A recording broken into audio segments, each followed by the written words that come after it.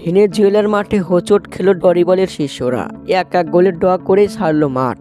একাধিক সুযোগ পেয়েও ব্যর্থ ভিনিসিয়াস জুনিয়র। ভক্তদের বারবার হতাশ করল ব্রাজিলের এই সেরা স্ট্রাইকার। পেনাল্টি মিসে জিততে পারল না সিলেসাওরা।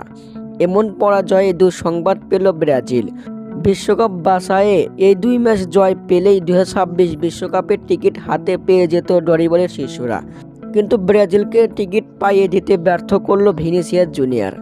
দর্শক, ভেনেজুয়েলার বিপক্ষে শুরু থেকেই আক্রমণাত্মক ছিল ব্রাজিল, কিন্তু আক্রমণে গিয়েও বারবার হতাশ করেছে ভিনিসিয়াস জুনিয়র ও তার সতীর্থরা। অনেকবার গোল দেওয়ার সুযোগ আসলেও মিস করেন ডরিবলের শিষ্যরা। 43 মিনিটে সফলতার মুখ দেখে ব্রাজিল।